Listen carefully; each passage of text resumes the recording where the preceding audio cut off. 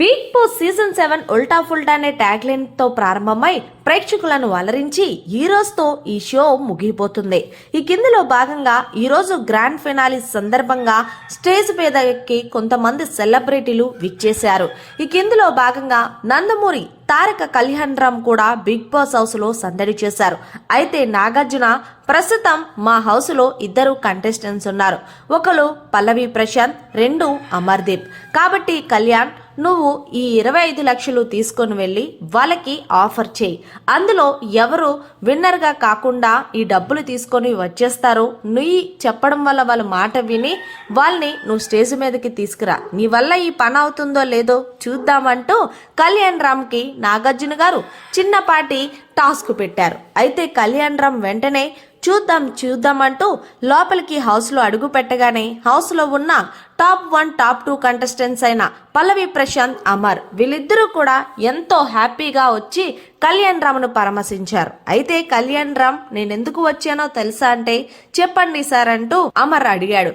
ఏం లేదు, ఈ సూట్ కేస్ చూసారా, ఇది గోల్డ్ సూట్ కేస్ కాబట్టి ఇందులో 25 lakhs ఉన్నాయి. సో మీకు ఆ 25 లక్షలు ఎంతో ఉపయోగపడతాయని అనుకుంటున్నాను. మీరు 25 లక్షల్లో ఎవరు తీసుకుంటారో చెప్పి నాతో ఎవరు వస్తారనేది డిసైడ్ అవ్వండి. 25 లక్షలతో చాలా వస్తాయి. ఒక ఇల్లు కట్టుకోవచ్చు, లేకపోతే ఒక కారు కొనుక్కోవచ్చు. మొత్తానికి ఈ 25 lakhs అనేది మీకు చాలా ఇంపార్టెంట్ అంటూ సతమతం అయ్యేలాగా చెప్పేశారు.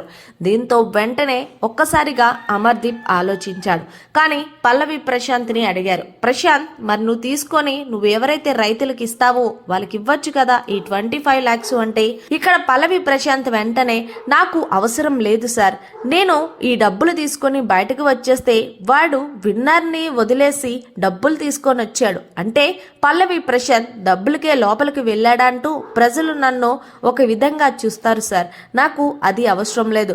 ఒకవేళ నేను రన్నర్ అయినా పర్వాలేదు అంటూ పల్లవి ప్రశాంత్ చెప్పేశాడు.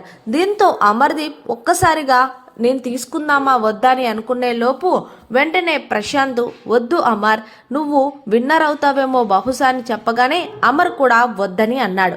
దీంతో వెంటనే కళ్యాణ్ రామ్ మీ చేతులారా మీ అవకాశాన్ని చేజార్చుకుంటున్నారు, ఒక్కసారి ఆలోచించండి అంటే పల్లవి ప్రశాంత్ ఎంత చెప్పినా సరే వద్దు సార్ అంటూ చెప్పుకొని వచ్చేసాడు.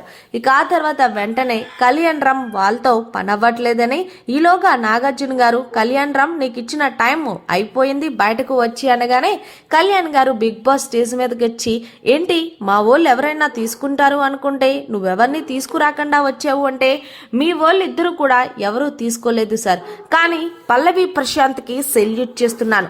ఎందుకు అంటావా, నిజంగా ఒక కామన్ మ్యాన్ 25 లక్షలు చూస్తే సర్లే ఇంత అమౌంట్ మనకి ఎప్పుడూ రాదు కదా, తీసుకుంటే పర్వాలేదులే అని అనుకొని ఉంటారు, కానీ అస్సలు వద్దని అంటున్నాడు సార్.